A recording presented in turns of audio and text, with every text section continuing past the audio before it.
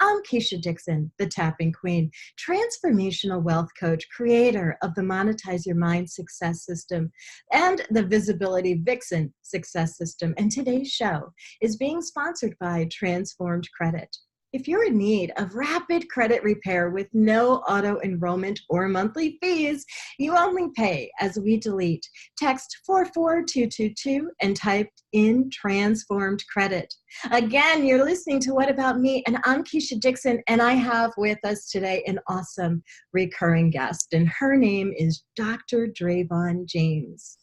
Dr. Dravon is the founder of Everyday Peace with Dr. Dravon James, and her goal with Everyday Peace is to educate, empower, and inspire others to build the life of their dreams. As an author and a keynote speaker, Dr. Dravon teaches others how to utilize everything that that shows up in their lives, the good, the bad, and everything in between, as stepping stones on the path to building the life of your dreams.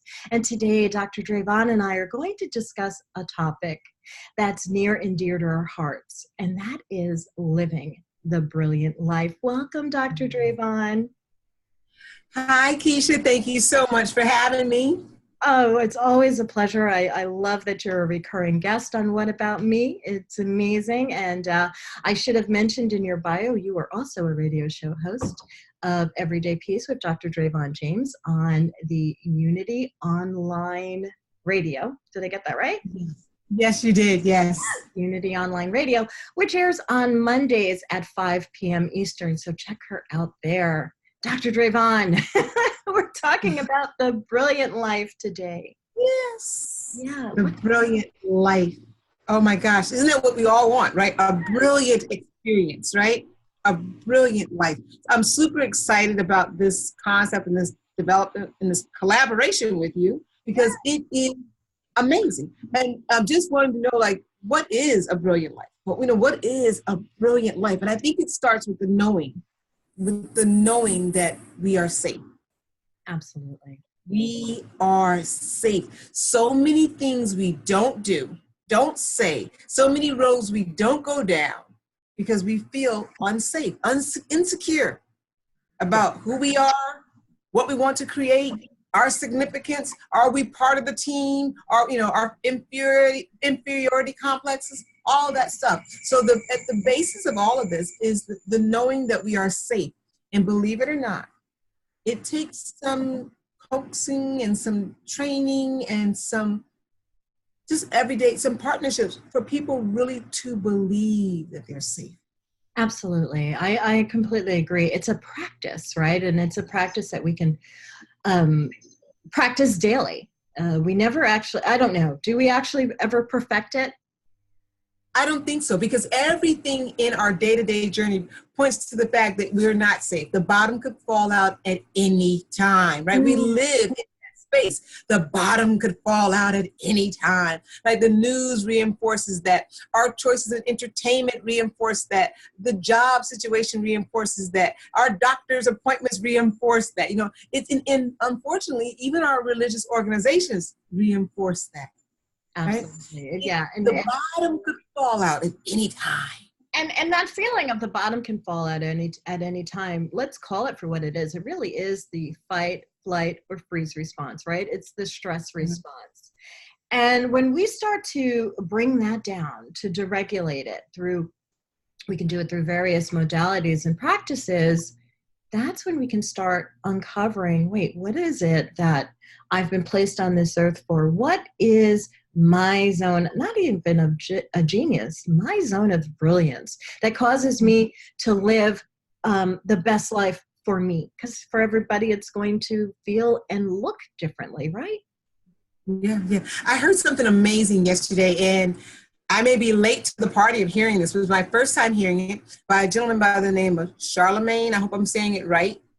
I'm probably saying it wrong. It occurs to me that I'm saying it wrong, so go ahead and excuse that if it's wrong. Okay. But he's a host on The Breakfast Club. It's a show that comes on Breakfast Club. I think you're saying it right. Okay, Charlemagne the God? Yes. Oh my gosh. Why am I so late on this, right? Anyway, thoroughly enjoy. He's written a book. and thoroughly enjoyed something that I heard him say in an interview yesterday, which was his acronym for fear, which he attributes to a friend of his, called him up and gave him this acronym. It says, fear is either face everything and rise, or forget everything and run. Right? Wow. And he said it, I jotted it down. I, ran to my daughter's room, who's 19, college. I said, have you ever heard of him? He goes, oh, Mom, of course I've heard of him. Everybody's heard of him. I'm like, okay, now I've heard of him too. But that face everything and rise. And that's what we need in the brilliant life. That's what we're going to use. That's really, I love that saying, because it really personifies what I believe about everyday peace. That we're going to use everything that shows up in our life, everything, the good stuff, the stuff we wish would have never happened, and everything in between. We're going to face it, we're going to use it, and we're going to build a magnificently brilliant life. Yeah, that's absolutely brilliant. I want to piggyback on that, but I just pulled up my Facebook screen, because a few minutes before we went on air, I saw somebody had posted an acronym for FAIL, which seems very similar to what what you're telling me, Dr. Charlemagne the God had quoted about fear. And that's FAIL means first attempt in learning. First attempt in learning. I love it. Yeah. And remember, every attempt is the first attempt. It's the first attempt in that moment. The first attempt in that nowness. Don't let anybody trip you up and say, oh my gosh, you tried and failed yesterday. No, well, that was the moment of yesterday. This is the first attempt of this moment, of this nowness, of this isness. So yeah, I love it. I'm jotting that down. Yes, I love it. I love it. I love it. So okay. So we know the acronym for fear. We know the acronym for FAIL. And we have a basic understanding now of what the brilliant life is. What does the brilliant life specifically, Dr. Dravon, mean for you? The brilliant life for me is an authentic space, a creative space where I can explore, where other people can explore their true greatness. And by greatness, I mean your quite ordinariness, because it's the ordinary part of us that is the greatest part of us. We just don't explore it. We don't have to be an extraordinary pianist to be a great pianist, or extraordinary speaker. We just need to be really ordinary and accept ourselves, to accept our authentic self. No competition, just giving our very best in that moment. And that's really what the brilliant life is for me. It's really exploring every nook and cranny of my being to be full and whole in that moment, right? Yeah. To move to the top of whatever it is I want to move. And it's different for everybody. It's different for everybody. But having that security that you can, we talk about personal development. And I truly believe that personal development means living at the highest place of your authentic journey. Absolutely. I absolutely love that. For me, the brilliant life, and I talk about this also in my program, Visibility Vixen, is piggybacking again on what you're saying, being extraordinary in your ordinariness. And I call that in my program, being the mess and the miracle simultaneously, right? And integrating, allowing yourself to integrate and accept all these parts of you, right? The part of you that feels like you are the light, and the part of you that feels like, yeah, right now I'm feeling pretty dark. I'm feeling pretty angry. I'm feeling jealous or sad or grief, whatever it is. And being accepting of, okay, this is a part of me. And what is this part trying to say? What is it trying to tell me? What is the information here? And the lesson here that I need to learn. And that's so true, because before you can really experience all of the jewels and the juiciness of the brilliant life, you've got to be in a place of accepting. Right? And so often, and it's funny because before I got on the show with you, I was getting ready to post my Instagram live for the day and my Facebook live for the day. I was walking through my yard, and it occurred to me that I wanted to talk about accepting. And I said, oh, let me decide. It's almost time to do the show. But this is confirmation. I'm going to do it after we speak, because accepting is so very important. And I want to say that some very well-meaning people in my life taught me not to. You don't accept anything that you don't want, right? And I get that space. I understand that space. But when you're not hearing the phrase properly, you can misinterpret the meaning. And I really want to take a second to clear that up. So, because we're talking about having a brilliant life, the first thing we need to do is accept, first be aware. Be aware of what's going on, right? None of this ostrich head in the sand kind of stuff. We cannot build a brilliant life by not looking at it, right? So we have to be aware of what's going on, right? Even if we don't understand it, be aware that something is going on. We may not understand it. And then we have to accept that it is going on. Right. Doesn't mean that we have to agree with it. Doesn't mean that we want to validate it. Doesn't mean that we would necessarily choose it. It just is going on. Because when we have the acceptance to say, you know, this is going on. And also, go ahead. No, I was going to say, and also not even just accepting what's going on, and also observing from this place of observation, just kind of stepping out of yourself and observing, what part did I play in what's going on? And it's a beautiful, for a moment, when we get to awareness and acceptance, take our time. So often we want to rush to fix everything. Now, let me just say this. The first person who can really sit here and say they can absolutely, with no uncertainty, see the exact next moment doesn't need to do this. but the rest of us need to rest in the awareness and acceptance and just become the observer of things for a minute or two. Right? Just observe. Don't feel like we need to fix anything. Observe it and maintain the position that I'm safe, even though this looks and feels like chaos, maybe, calamity, maybe. I am serene and safe in this moment.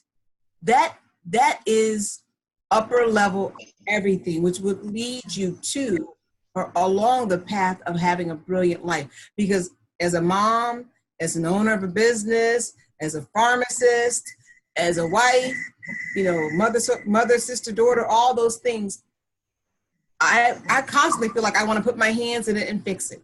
Because for it to go awry for even a second, I feel like it's going to have a rippling effect on all my other things in my life. And let me just plug this. That's when I cause myself the most grief. Yeah, because you're just putting a Band-Aid, right? In corporate America, we would talk about that all the time. Like, you can put a Band-Aid over something, but for so long, before all the bandages pop off and you're left with this gush that didn't have to be there. If we had spent some time in awareness and acceptance and just observation, looking at what is. And when we're in that space, and holding the position, here's all the magic. Hold the position that no, the bottom is not falling out. In fact, this foundation is really, really secure. Look at how I'm holding on, even in the midst of what looks like the worst storm of my life. Yes, absolutely. Absolutely. So, okay, so we're here. So can you give us an example of something like a catalyst in your life that led you to discover this brilliant life practice? This, okay, leaning in, I'm here and I'm safe and this is happening. Woo! Well, first let me just say this. I have been on this journey since I was 17 years old. I know you guys probably heard this story, but I have to tell it for somebody who doesn't know it. I was 17 and my brother gave me a book, The Power of Positive Thinking by Norman Vincent Peale. I was on my way to pharmacy school. I now possess a doctorate degree in pharmacy, but the day I read that book, tiny little book, I read that book and I got finished reading that book, I knew that I was meant to do something to help people on some level other than physical. Now, I'd never heard the term inspirational speaker, motivational speaker. I went to 2 churches my entire life. One was a holiness church, so I knew about healing and laying hands on, and the other was a metaphysical church, right? And so I had that background, and I felt like I was pulled to that. So I started studying this concept. I didn't have a name for it back then, but I started studying everything I could get my hands on how to have a problem-free life, right? But that wasn't what I was looking for. I was looking for this peace, wholeness, completeness, nothing missing, nothing broken, totality. Now, we all know the thing that you need to learn most about life should be the thing that you teach. That's right. And that has been the case for me. So when I love this phrase, I know a thing or two about a thing or two, because The catalyst started way back at age 17, but in 2015, my world as I knew it changed. Right. My world as I knew it changed. I've been married for 20 years at that time. I had been what I thought very healthy up until that time, right? And gainfully employed. I call those the three bigs in my life: health, wealth, and relationship. Everybody's life can be divided up in those three big categories. All three of them crashed. And that was the catalyst for me, 2015, for me really looking at my life and saying, is this a brilliant life? Is this a brilliant life? Is this a life built on wisdom? What I discovered is that I was living a life built on fear. Right? And in the words of my guy from yesterday, right? Forget everything and run. Right? Really what I was doing. I got journals. I had some great material. I was speaking every now and again. I was working and doing consulting as a pharmacist, but I would throw in a little stuff about my piece at the end, but It wasn't, I was kind of like, one toe in the water. So I wasn't doing what I was told to do. I feel like the universe had a design for me. When I opened, that was the catalyst, my castle that I had built, the castle of fear, which looked really prosperous to the outside world. And in your heart, when you're not really operating in your true space. You sure do. So how did you, go from that fear, forget everything and run, to the fear, forget everything and rise? Right. So face everything. Right. So what happened was I was actually I changed jobs because I had to, right? Was not by choice, but by force. Right. Okay. So I changed jobs, and I decided, I got in that job. I was talking to a coworker just about life. And he said, you know what, you ought to write a book. I said, no, I just want to speak. And I decided to write a book. And the book is a tiny book called Freedom is Your Birthright. And that's where I was in that space. I was looking at what the things that I had done. And why had I had so many successes operating out of fear? I have it here. Yes, but it's a tiny book. It's not that tiny. It's impactful. So impactful. It's so impactful. I keep it on my nightstand, and I'll flip over and read something at night just to remind myself, right? But it was at that point, that was the first thing I did, was I wrote that book as a reminder of myself that I have a choice. And here are some of the choices that I made that really were great choices for leading me on a pathway of having this brilliant life. It also reminded me that every day I have to make those choices. Every day. I've got to make choices that lead to freedom rather than choices that lead to bondage. Yes. So that was my first thing, was really getting it on paper. Yeah, and here, this is the book, Freedom is Your Birthright. I hope everyone can see that, by Dr. Dravon James. I ordered my copy on Amazon.com. Is that right? Yeah, definitely ordered it on Amazon.com. Yes, so check her out at Amazon.com. Dr. Dravon James is the author. Freedom is Your Birthright is the book, and it is packed full of wisdom on how to live this life of freedom and brilliance. And brilliance, right. Because freedom, wisdom and peace create a brilliant life. Absolutely. Wisdom and peace create a brilliant life. And if you've been following me on social media this week, I've been talking last week, I've been talking a lot about wisdom. Yes.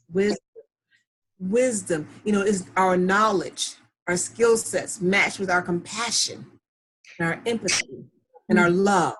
Powerful. And we get peace and we get brilliance. Yeah, and I love the way I have been following you this week. Well, I follow you all the time, but I've been following you this week. And I love the way you've instilled wisdom into each and every message. But you take it from a place, what Dr. Eckhart Tolle would call the pain body, right? You're talking about the experience where I woke up this morning, and the one that really comes to my head, and I immediately thought about what I had to do today, and I felt this sense of dread. That's that pain body, right? But tell us a little bit, if you don't mind, how you flipped it in moments from this overwhelming sense of dread to brilliance. So I talk a lot about self-talk because my background, I worked in psychiatric care for a long time. And I experienced people walking around me, always talking to themselves. And it occurred to me one day that I do the same thing. I just don't have the honesty to say it out loud, right? I do the same thing. And most of us do that all day long. We just talk to ourselves all day long. We have to, right? And so I pay attention now to my self-talk. And when I got up with that sense of dread, you had that, most of us had that heaviness, like, I'm happy to be awake today, but I got to do this. And you feel like you're running in mud. You can't keep up. And so the first thing I did was remind myself how grateful I was for this moment right here, right? This moment right here where I'm brushing my teeth, getting myself ready for the day, this moment right here, right? And then I accept that the day will do what the day will do. No matter what happens at the end of that day, in the middle of that storm, I am safe. So I first become grateful. I become grateful because I'm here. And then I'm safe. And here is the magic of all of that. Surrender, right? Surrender, right? Waving the white flag, which is what I wave the white flag, meaning that I detach from the outcome. Because it's the outcome that drives us insane, thinking that I'm going to have to produce this. I don't have to do anything but show up in the physical body, prepared to do my absolute best and to honor that moment.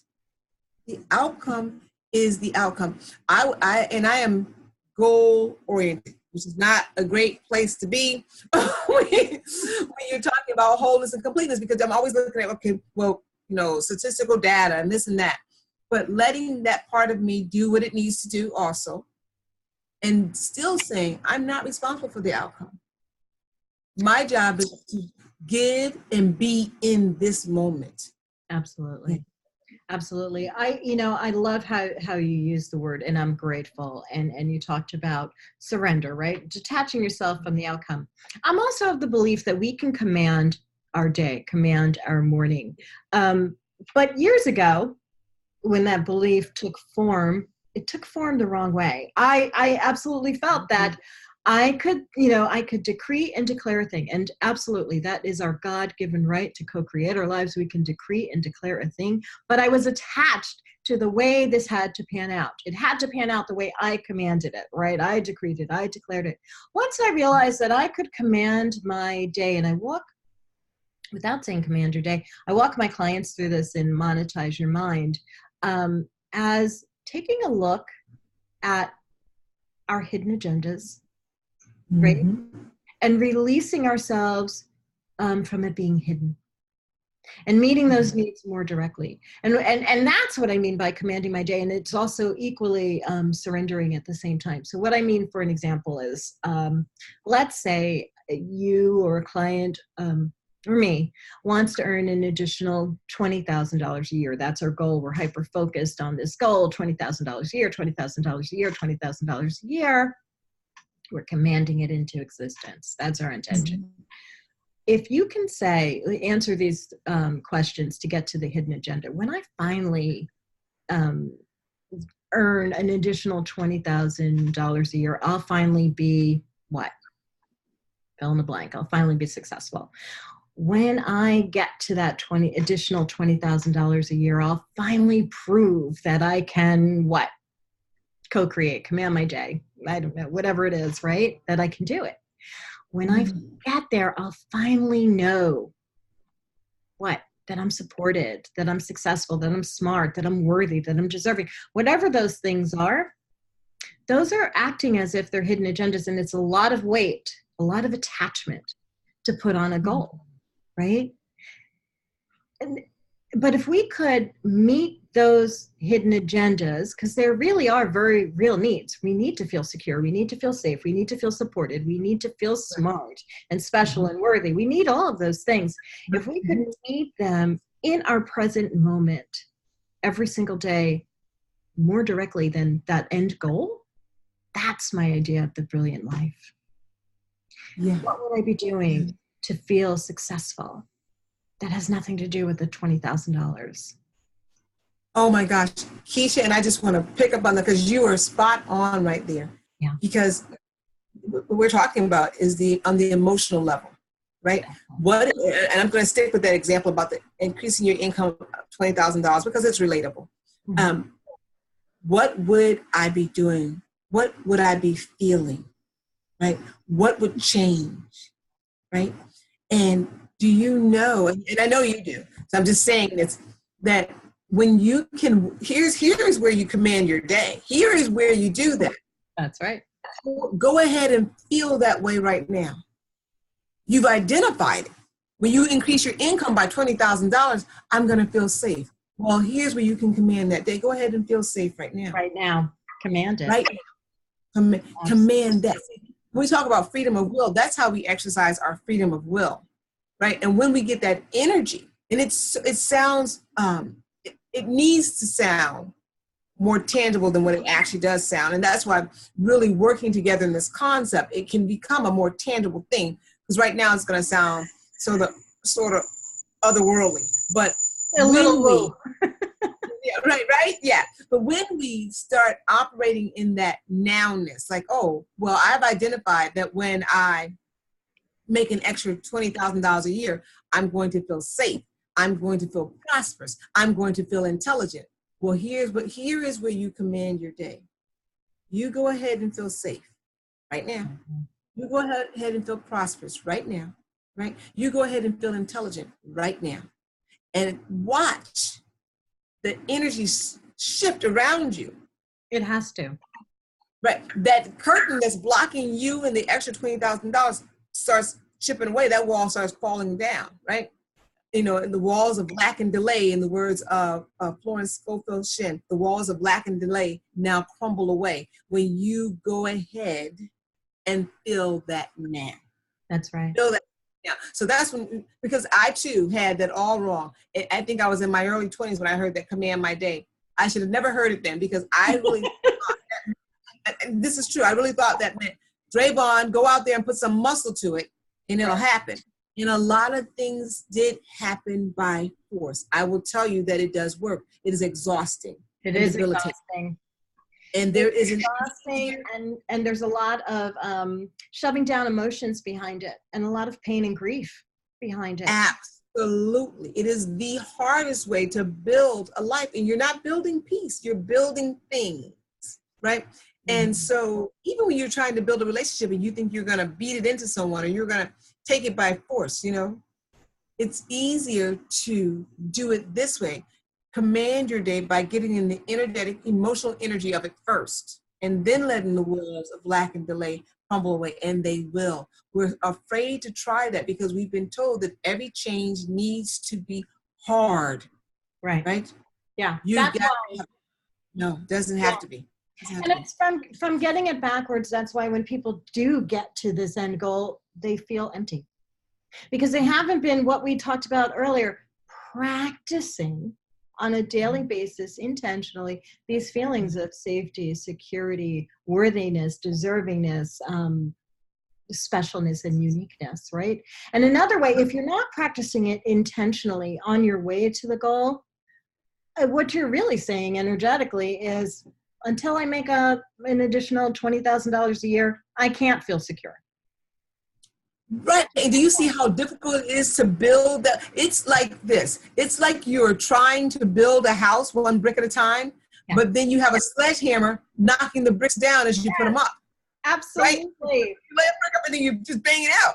And so you don't want to do that. That's counterproductive. You want to go ahead. Let me just tell you this. You never have to really even touch a brick. Believe me when I tell you this. If you would just get in the energetic energy of it, the emotional energy of it, and then be led. It works. It is so unintuitive because of the way society has us going, but it works. You relax into this. You relax into it, and it absolutely works. Now, here's what it will help. It will help if you get yourself surrounded by like-minded people. Absolutely. Moving that energy circle, right?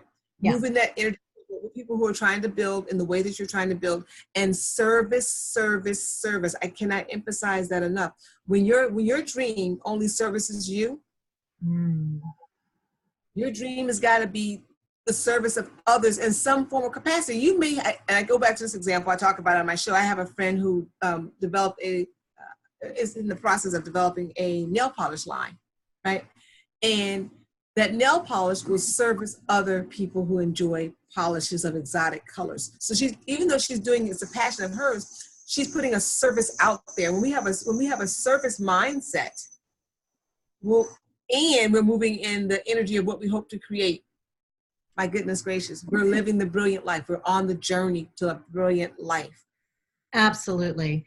And that life, when we're in service to others and we have identified what our true deepest needs and desires are, right, that we're trying to achieve through the goal, that life, that's when meeting our needs and desires to be safe and secure, confident and empowered, loving and boundaried, and full of life, and living with this undefended heart, for me, that's what a brilliant life means. It's a way to cultivate a life of, to use your term, everyday peace. Yeah. And I want to go back to what you said about identifying these hidden agendas, right? And I always caution people or tell people, look at your motives. I guess it's like hidden agendas. Yeah. Look at your motives and examine your motives. A lot of times our motives are fear-driven. See, fear is very sneaky, and it's in opposition. It is in opposition to the brilliant life. It is in opposition to the brilliant life. It will keep you stuck. In fact, fear is so tricky that it'll make you seem like you're running forward when you're actually running in mud. You're just running, but you're staying still. And you look back over the past 5 or 10 years, and you say, well, I've been working so hard, and how come I don't see more for the effort? I've been there. I don't know if anybody else has been there. Because I'm operating on fear. Yes. Right? Fear keeps you busy, but it doesn't progress you along the pathway. That's a brilliant life, you will have, your days will be full, right? And you will be progressing upon your chosen pathway. So there's a difference. So you want to look for these sneaky self-motives like self-pity. Yes. Self-pity is another form of fear, right? So we want to do something so I can show them all that I am better than what they thought I was. Self-doubt is a form of fear. Right, self-doubt, because somebody said you couldn't do it. So we want to be careful. We're not going to build with that energy. We're going to build because you deserve it. Freedom is your birthright. You're worthy and you're capable. We're going to build with that energy. It makes all of the difference when we're talking about building a brilliant life. Absolutely. We're going to wrap up soon, Dr. Dravon. What are some tips that you can share with our listeners today who are in a place where they might be running in mud and they're not currently living the brilliant life? What would the first step be for them? The first step I want to start you at the beginning of your day, the absolute beginning of your day, whatever time of day that is for you. When you open your eyes, 3 things immediately to be grateful for. Identify 3 things to be grateful for. If you slept in a bed and you're new to this game, that'll be the first one. I'm so grateful that I slept in a bed, right? You guys know my story. We didn't all, at one point in my life, we were homeless. I'd be grateful that we were all still together when the sun rose, right? So I was grateful for that. 3 things when you're talking about building a brilliant life. The first thing when you wake up, gratitude, find something to be thankful for. The second thing is let go of the outcome. Whatever your situation is, it's difficult. It can be difficult because you feel like you got to control everything, but when you know you control nothing, you can relax and you can breathe. It's one of the most difficult things for me to think about, but the moment I do it, the moment I just leap off of that diving board and do it, this happens every single time. So it's a daily deliverance. I'm like, why didn't I do this before? This is so awesome. And everything is just easy and it comes easy and there's so much ease. But my mind will try to trick me with fear into, oh, don't let go. And accept that as part of the journey, right? Because if you ever read the Bible, it says, I die daily. I die daily to these fears. Yesterday, I had to have a very difficult conversation with someone, and I was nervous about it. I woke up at 4 o'clock in the morning, and I did some other things, putzing around the house, and then I went for a run. And on that run, it occurred to me that I was trying to get all of the pieces in my mind, because fear is sneaky. I didn't see it at first. All the pieces of the conversation together in my mind. So I would say this, that person would say this, I'd be ready with this. And something said, Dravon, disconnect from the outcome. Don't prepare anything. Disconnect from the outcome. And do you know that conversation I could not have made it go. I didn't even have any expectations that it would go that great. Right. It was just amazing. Right? And that's the third tip I want to give you. Let go of expectation. Yes. I said that on a show, and the host one day said to me, what do you mean lower your standards? I just mean let go of expectation and replace it with acceptance. We talked about that as number 2, right? Replace it with acceptance. I will accept whatever this moment gives, right? That can be scary, but when you back it up with this, because I know no matter what, I am safe. So I can accept it. May not like it, but I can accept it because I know it doesn't make me any less safe. Right. It sounds so simple, and at the same time, it's very layered. It's so layered. Yes. Right. Yes. And you can't, it's hard to even let that in if you're running on a place of fear, right? Of constant fear. Like, oh no, if I accept this, then I'm going to stay stuck. But that's not what you're saying. No, in fact, the only way to get yourself unstuck in your mind, like in your soul's mind, I'll say that, right? You already know that it's resonating with you somewhere, because you already know that what you've been doing doesn't work. Right. You're already tired. You already feel like you're putting 110% in and you're getting like 5% return on your money, right. Your investment in time, right? Yeah. So you know that it doesn't work, but you don't know another way, and you're afraid if you let go, who's going to catch you? But the brilliant life, this process, if you let go, the net is already prepared for you. The foundation is already prepared for you. You're busting your nails and you're doing all that trying to hold on. If you just let go. And that's why I'll say that we're building this tribe and this community of like-minded people to one another, each other. Yes. Because it can be done, and you don't have to wait 20 to 30 years to get a handle on this, which is what I've been studying this concept for longer than that. And when I finally just took my hands off, and I had to remind myself, like you said, remind myself every day, Dravon, today would not be a good idea for you to force your own agenda.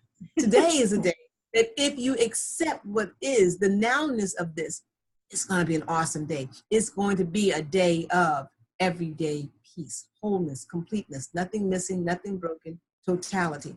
This program works. This brilliant life, it works. It's just a new concept, but it's a foundational concept, and we can do it. We absolutely can. What projects and events are coming up for Dr. Dravon James and Everyday Peace? Well, I'm an early riser. I got this morning at 4 again to try to get my calendar together, because I got stuff everywhere. You know, I host my show every Monday, Everyday Peace with Dr. Dravon James on the Unity Online Radio Network. I'm going to be traveling, doing some workshops in the very upcoming months. I'll be at a Unity church doing a workshop on stress, a wonderful, wonderful workshop on stress in July 7th or 8th, July 8th.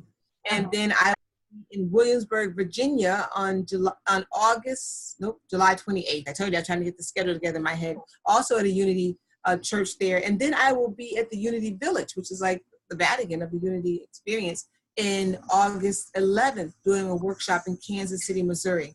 Nice. So a lot of opportunities to come out, check me out my webpage, which is drdravonjames.com. Find out where I'm going to be.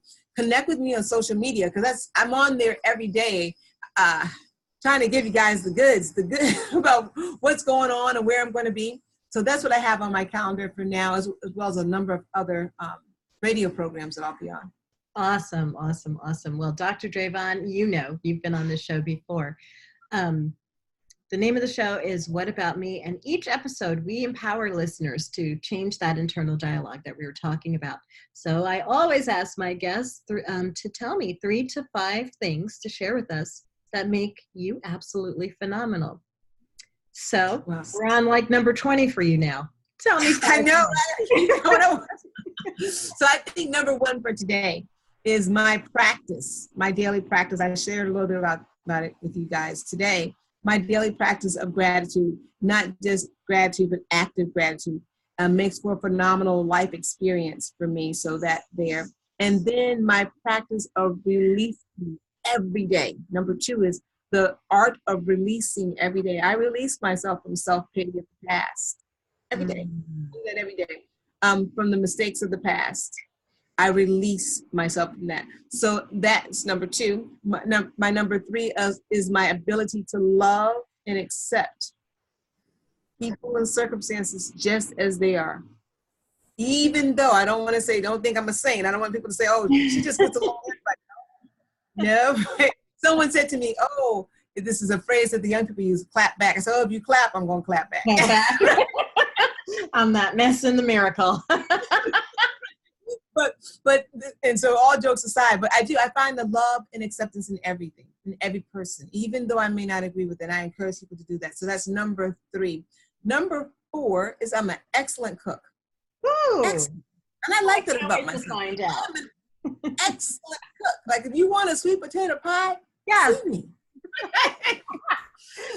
Yes. Right.